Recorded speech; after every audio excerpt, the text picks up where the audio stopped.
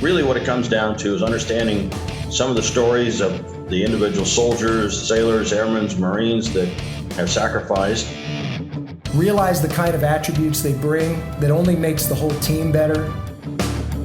I served in uniform not because I was underprivileged. Rather, it was because of conviction of love of country and the American way of life. If I hadn't gone through a lot of the traumatic things in Iraq, Afghanistan, just even at home, probably would not have made it through that night.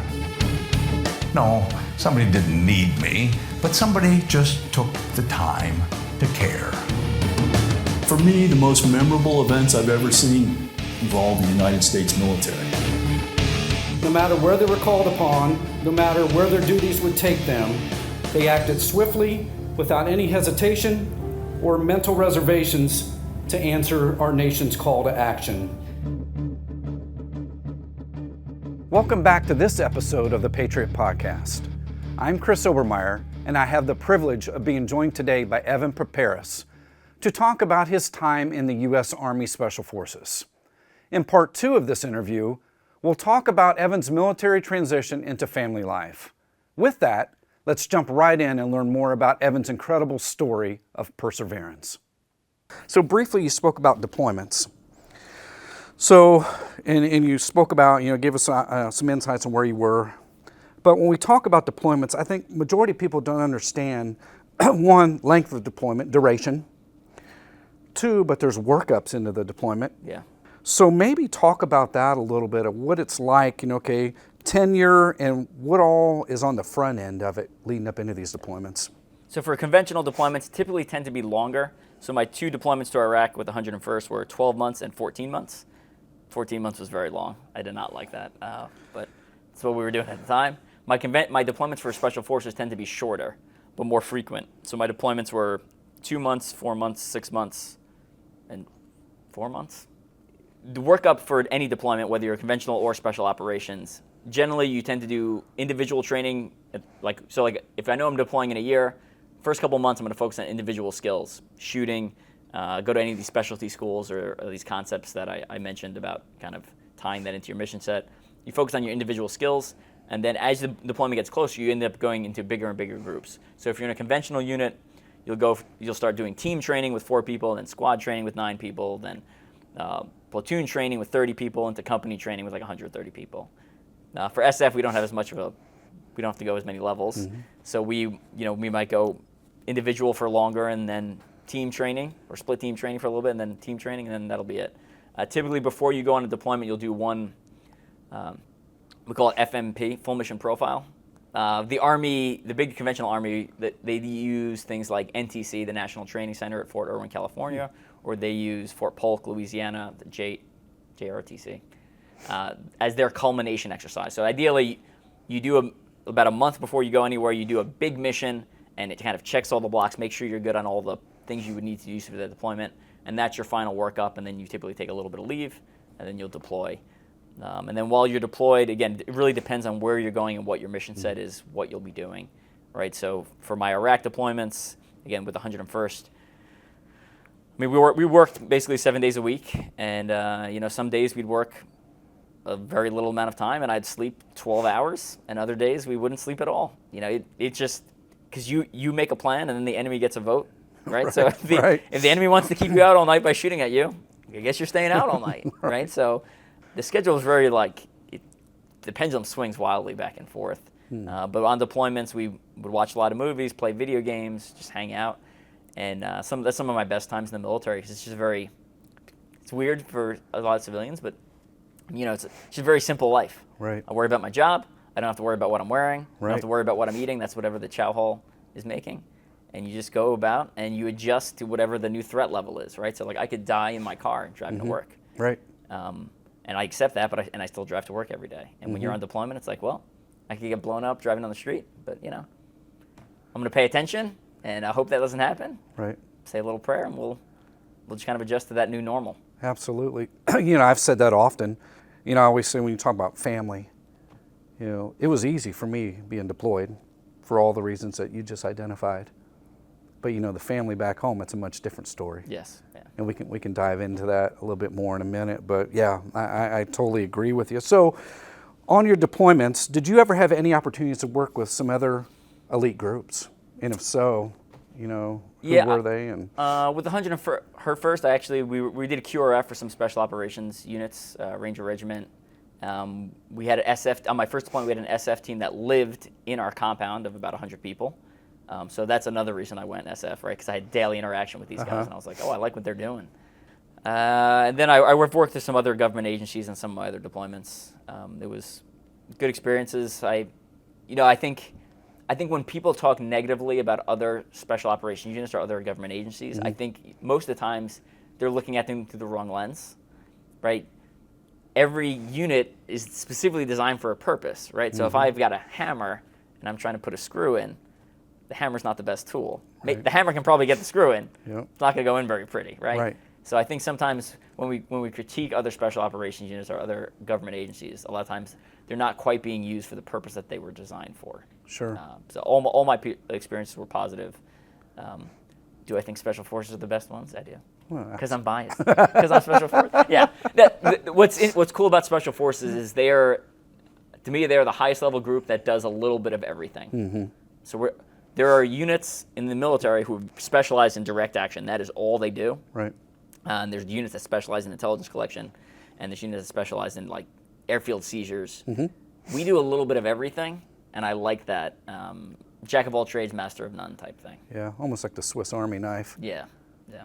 A lot of different tools you could use at your disposal. Right. But I think the cool thing, go back to the deployment setting, is that no matter what, right? No matter what branch you're in, no matter what you're doing, everybody's on the same team. And I think that was the neatest thing, right? When you talk about a sense of brotherhood and one common goal and objective, there's nothing better than the deployed environment. I mean, you can razz each other. Yeah, of course, yeah. But at the end of the day, we're all in it together when we get the job done. That's right. And how people, interact and provide assistance, it seems like seamlessly. That's the cool thing. And I thought that was just so neat, and I enjoyed that. I think especially, you talk about the compounds. Once you finally make it into the cool kids club, and if they invite you into the fold, it's interesting. It never failed at either the SF teams, like the 10th Special Forces Group, or some of the SEALs, of what they can get from the States. Yeah. Their supply chain was much different than what I was privy to. You got to learn how to do that for unconventional warfare, right? So if you're behind enemy lines, you got to know how to get things in that are not supposed to be there. Yeah, absolutely. So we use those skills wherever we need to.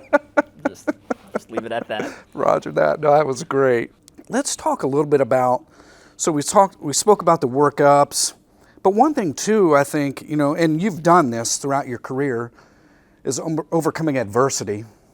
But in particular, when we talk about boots on ground in a wartime hostile environment, and you mentioned too that you lose people. Things don't go right.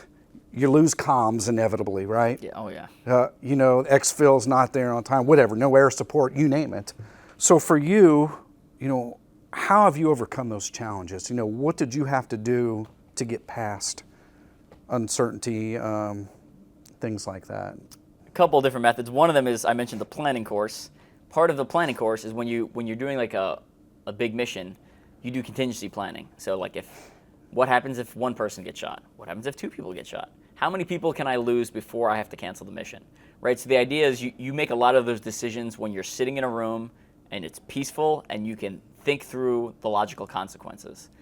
And then when something like that happens downrange, you just default to your chart that you made that tells you what the next step is. Okay, we did that. We talked about that already. So we're doing X, Y, and Z. And we already have buy-in because everyone was in the room when we discussed it. So contingency planning is one of them. Two is don't be the victim, right? So like you can't control everything. There's a lot of things you can control, and you should control those things. The things that you can't control, you just don't worry about it, right? So you stack the odds in your favor because that's going to give you the highest probability of success. You can't get to 100, right? But you can start stacking them up and get close to 100. And you just kind of, your mindset and your attitude, you got to be flexible and adaptable. So when things go wrong, again, it's just kind of unemotional decision making. It's like, okay, well, all right, well that did not go well. what is our next course of action? And as a leader, as a team leader, as a platoon leader, company commander, if I panic, it makes people below me panic. So I was always very monotone. We got hit with an IED once, and my squad leader, he's like, you sounded like you were calling in and placing an order from McDonald's. He's like, there was no emotion in your voice when you called in to check on us. I was like, yeah. It's like I didn't want to make anyone else panic. Right. That's a classic case there. I think to add to it is to be present, be in the moment, right? Yeah, definitely. Focus on solutions. If you could put 90% of your energy towards solutions, you're gonna do fine. And then rely on your training, right? Yes, huge. I mean, you get a lot of reps in, and you just go off instincts, and you're making decisions. And just remaining calm, especially over comms, right? Yes. Because if you hear somebody say, hey, we're taking fire, and they're screaming, and you amp everybody else up. Right. You'll make the guy who's sitting in the CP in the command post panic. If you're panicking, I'm not even kidding. Right. They'll get flustered, and then they won't be able to help you. Yeah. Yeah, I used to work the TOC on one of my deployments, Tactical Operations Center. Yeah. And I'm doing imagery and whatever else, right? And then people are getting a little too amped up, and it's like, okay, hey, let's tone it down here. Let's step one. Let's run the drill, the checklist, and just start going down the list. Wrapping up on the deployment piece, I mentioned earlier, when we're downrange, it's easy. You focus on the mission yourself. You eat. You work out. That's right. Maybe harass your teammates a little bit. Have some fun. Yep. But back home, if you have a family, everything happens, right? Car breaks down, air conditioner goes out, kid gets sick, all of this stuff. Maybe talk a little bit about that, about the family side and how you've been successful, and just keeping everything together. I'm going to have to give most of the credit to my wife. My wife, strong woman, and she's the one who really holds it down. I'm not the, when I do on deployments, I'm good at compartmentalizing stuff and really focusing.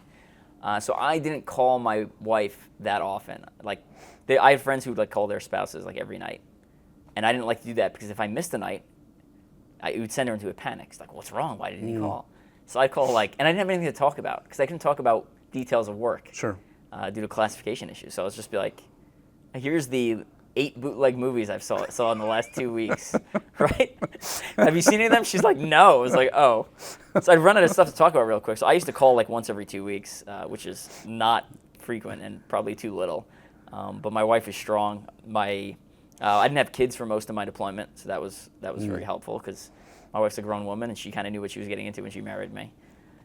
And when we met, I was like, I'm going to the Army, you know that, and my plan is to go to Special Operations and go as far as I can go in that. And then, are you in for the ride? And she was like, yes. I was like, all right. So I got a really strong, independent wife, and you have to have a lot of trust, right? Because I spend a lot of time not around her, and she spends a lot of time not around me. And if you don't have that trust, that relationship's going to fall apart. Mm-hmm. Since then, I've had 2 kids. I got an 8-year-old daughter and a 4-year-old son now. My daughter was 6 months on one of my last deployment I went to, and when I came back, she was a year old, and we'd been FaceTiming. This is not FaceTime was around at that point. When my first couple deployments, it was just phone calls, right? And when I got back, she wouldn't let me hold her. She was crying. My 1-year-old daughter who had been FaceTime, who I think is literally the best thing in the entire world. And I was like, yeah, I think it might be time to start taking more training/desk jobs. As you get up in the military, they start putting you behind a desk. Mm-hmm. And if you're not going to put me out there to do my job, you're going to put me behind a desk. I'd rather sit behind a desk in America, and then be with my family than to sit behind a desk in Jordan or wherever country we are. So I ended up choosing a lot more desk side, stateside jobs for the later half of my career. Sure. Yeah, I think that's a big deal. We talk about reintegration. That's real, and I think it's a challenge that many of us have faced and encountered, and many people, men and women, still face today coming back off deployments, right? Because especially, I can only imagine from your seat and the things that the level of classification that you were working with, the missions that you were operating within, you can't say too much. So you come home, right? And it's like, what do you say? Right. Yeah. What are those conversations like with your significant other, it's pretty tough. It is. And talk about the community and the bond you build with your brothers, right? Like, some of my humor is gallows humor. It's not, my wife doesn't think those are funny. When I'm talking about like bodies, I'm like, and then this happened. She's like, this is terrible. I was like, we thought it was really funny. Okay, I will not tell that story anymore. You know, like, yeah. And then we've gone to, since, you know, we've married a while, we've gone to military museums, and we'll see something that I had found in Iraq. So I'll start telling a story, and she'd be like, I'm really glad you didn't tell me this until now. Wow. Like, you know, I think the stories where we almost die are funny because we all came out, right? It's like they say, you know, it's all fun and games till someone loses an eye. Right. I think that for me that describes combat perfectly. Like, when everyone comes out fine, I think those are great stories, regardless of how high the stakes were. Sure. Obviously, when people get hurt, right, that changes the experience, and I have Sure a very does. negative perception of that. But Yeah, absolutely. So with that, any stories that come to mind that you're willing to share? Mission, patrol, things go wrong, you know, and everybody survived. yeah, so I'll give you the one that gives me the most, the one I've had the most nightmares about, which is actually surprising. So we were going on this is in the 101st. We were going on a raid. So I'm in the second vehicle. My lead vehicle's up front. We're doing blackout drive, so we've got no headlights on. And we're going to hit a target just south of the base. And the lead vehicle takes the turn too wide and drives into a canal. Okay. 4 people in the vehicle. They hold 5. Vehicle's upside down and is filling with water. My driver screams roll over, so I pop the door, and I go sprinting out, and I start ripping off my body armor. And, you know, we talked about you got to train the way you fight, and you'll do what you do in training. And I remember I stripped my body armor off, and I start taking off my knee pads. Like, I can't swim with my knee pads. Just because in my head, all I was like, get all of your equipment off, because you need to jump in there and save people. So I strip my body armor, I take off one knee pad, and I'm like, what the hell am I doing? And I jump onto the vehicle, which is now 3/4 like submerged in water, and I try to open the door, except the door's upside down, which means when I pull the handle, I'm pulling it in the wrong direction. It was a Humvee? Yeah, it's a Humvee. Okay, yeah. Because the handles aren't like normal door handles. They're Yep. like, you push them up or down to open the door. So because it's inverted, I'm pulling it wrong. Mm-hmm. So I go to pull it, it doesn't open. I try it again, and I'm essentially doing a single rep max deadlift against an immovable object at that point. When I reach down for the third pull, the door pops open like a half inch. I stick my fingers in, open, and all 4 guys are in the only pocket of air left in the vehicle. Oh, wow. And we pull them all out of the vehicle. My squad leader jumped in the water to try to access them from the bottom. The canals in Iraq are not the cleanest. They are sewage, the black water. So my squad leader, again, speaking of biology, my squad leader is swimming in sewage, right? So we get out, we put overwatch over the vehicle, and the target house is about a block and a half away. So we all load up into the other 2 vehicles, again, continuing the mission. Keep an eye on the vehicle that's now stuck, and we go hit the target. It was a dry hole. But my squad leader, we kick in the door, right, and we clear the room. There's no bad guys there. And my squad leader's like, hold on a second. Right, and he throws up. And we're like, get a hold of yourself, man. What's wrong with you? Like, the man has swallowed human feces, and we're like yelling at him to stop being I'm not going to say the word. Right. We're like, pull yourself together, right? And we still did the mission. We still accomplished the mission. We still make fun of Mario, the squad leader, to this day. I saw him a couple of months ago, and I made fun of him again. It was great. And then we recovered the vehicle afterwards. Yeah. But the thing that was to me, the scariest part was, like, if someone shoots at me, I can shoot back. Right. Or shoots at my guys, we can shoot back. We can call in air support, right? I can't stop water. I can't kill water, right? And it was filling up, and I legitimately thought I had 4 guys drowning, and I couldn't get them out. And when I woke up the next morning, I was sore from the base of my head down through my hamstrings, because I had deadlifted that door. Oh, I mean, adrenaline, right? Like, you're 100. It was everything I had to get the door open, but because I didn't unlatched it properly, because I've never tried to open a Humvee door while it was upside down. Wow. I did not pull it in the right direction, but I go back to, once again, training, the importance of training, and you can't underestimate it, because I'm sure you've been through it before where guys just blow it off. Right. Like, whatever. Why we got to do this? And same deal, right? You're clearing buildings and things like that, right? And guys not taking it seriously, it becomes a problem sometimes. Yeah. And there was a couple of small decisions we made. There was a fifth person in the vehicle. I don't think everyone would have survived. If we were wearing seatbelts, I don't think everyone would have survived. So MRAPs are different, right? Because MRAPs were bigger, and people were dying from getting bounced around the inside after they exploded, after like an IED went off. But Humvees were smaller. You're kind of stuck in there. So we didn't wear seatbelts because that was based off lessons learned from previous missions. And we didn't we call it combat locking the doors, where essentially it's like a secondary lock. If we had combat locked the doors, I don't think people would have gotten out. Isn't that something? And they gave us like these little like air bottles at one point. I think we had one of them in the vehicle. But if they would have fought over that instead of trying to get to the air pocket, I think they would have died. Or if they would have lost their composure. Sure. Right. I wasn't in the vehicle, but yeah. So I used to have reoccurring nightmares about drowning or my guys drowning, and that's horrible. Yeah. And later on in the deployment, at one point we had to drive over the sketchiest bridge I've ever seen. I mean, like, slots of wood with like, literally a man-made bridge. And I remember we got everyone out of the vehicle, I took the driver, he just put on his helmet, and we all got out of the vehicle and we drove across one by one, and we had like safety divers on the side, right? So again, I learned from that lesson. It didn't collapse, but I was pretty convinced I was going for a swim that day as well. Yeah. Wow.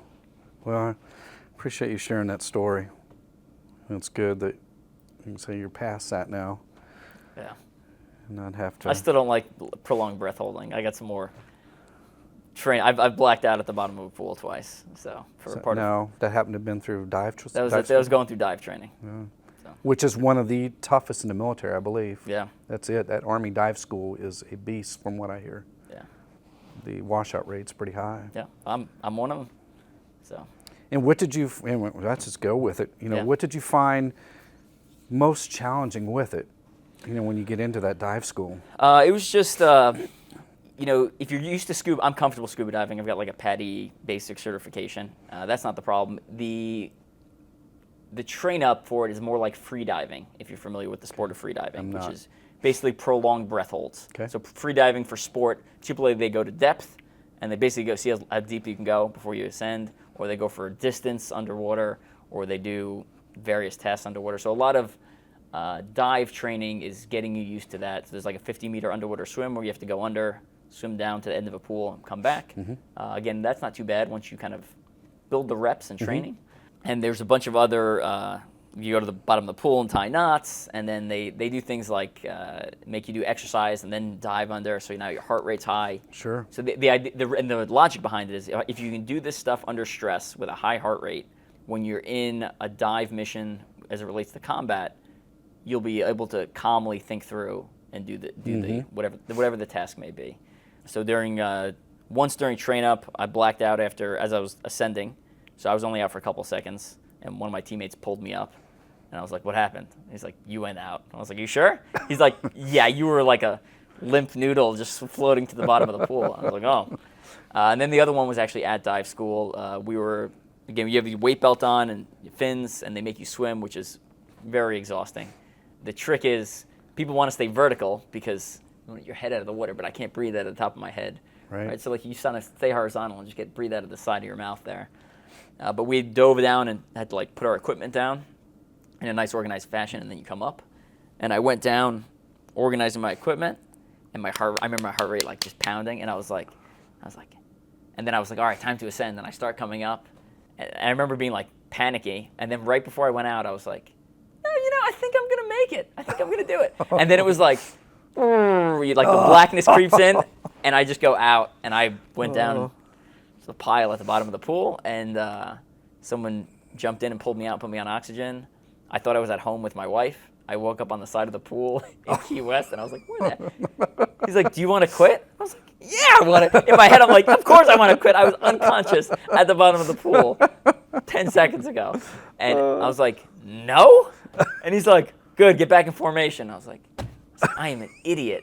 And I got back in formation, and we did a couple more days, but it psychologically, I wasn't as comfortable getting close to the line. Sure. And we had to do a thing called one-man competency. So you put on a blacked out mask, and they pull the regulator out of your mouth, and they tie it behind you, and you have to untie it and put it back in your mouth. And I was still a little bit shaken up from the couple days prior, and I couldn't pass the one-man competency when I was there. And due to Army regulations, you're not supposed to be on air in a training environment unless you're like at the schoolhouse or you had like the correct certified people there.